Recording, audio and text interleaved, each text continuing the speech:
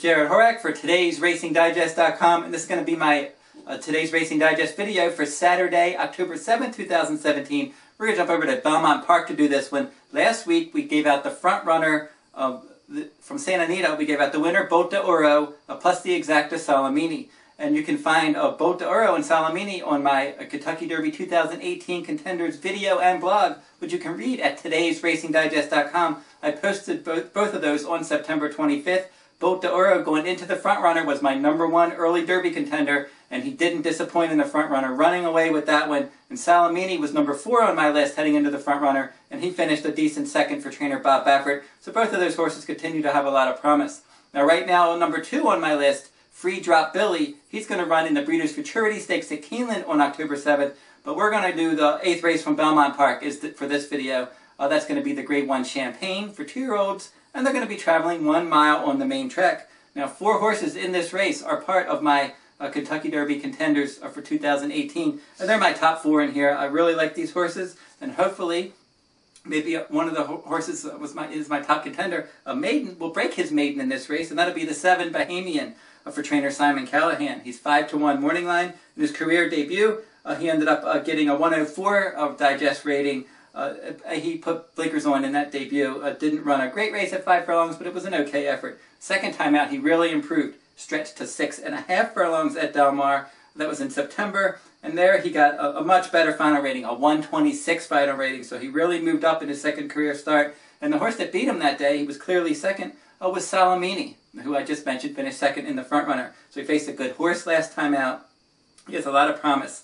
They paid $160,000 for Bohamian. His sire, Freedom Child, stands at Country Life Farm in Maryland. I was able to visit Freedom Child a few years ago at Country Life before his first crop came out. Outstanding looking sire. He could end up being a good stallion. We'll see if maybe a Bohamian could become a Grade 1 winner for him.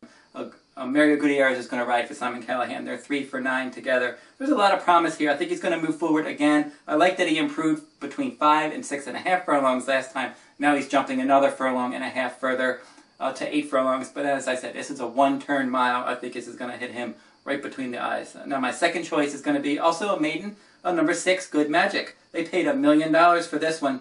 Curlin is the sire. Hard Spun is the dam sire. In his career debut, not a lot of pace. He chased another horse in this race, Hazit, all the way around the track. He was the favorite, but the pace was slow, and he ended up finishing a solid second for trainer Chad Brown and getting a 128 today's Racing Digest final rating. Chad Brown has outstanding trainer stats, a sprint to route, even though this isn't a route. They're going 1 mile, but he is around 1 turn.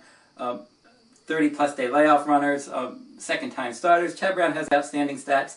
Jose Ortiz is going to ride. They're 22 for 66 together. Outstanding jockey trainer team. A horse that costs a lot of money with an outstanding pedigree. He ran well in the debut, and he could easily graduate in this spot. My third choice in here, we're going to jump towards the outside, and we're going to use #9, Honorable Treasure, at 6-1 morning line, and he got a 134 today's Racing Digest final rating last time out, graduating at 7 furlongs on the main track. His first race was 1 1/16 on turf, so he moved from turf to dirt.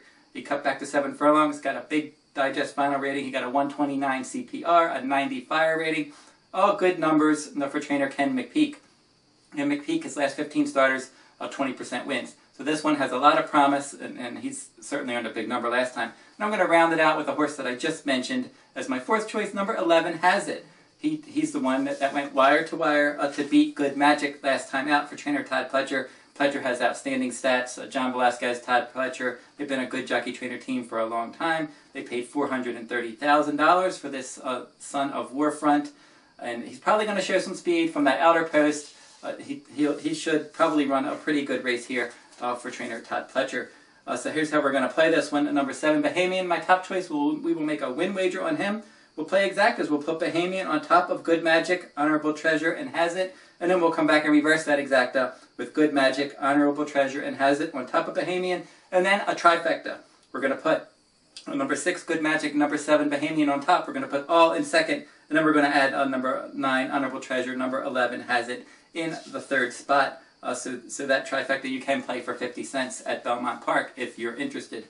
If you're interested in my full card analysis from Santa Anita Park, you can find that each day at todaysracingdigest.com. And if you're interested in purchasing this complete digest for Belmont Park, you have the Jockey Club Gold Cup, you have the Champagne, you have some other stakes races on that Belmont Park program. You can find that in the product section at todaysracingdigest.com. That'll wrap up this week's video. We'll be back next week with another stakes race from around the country.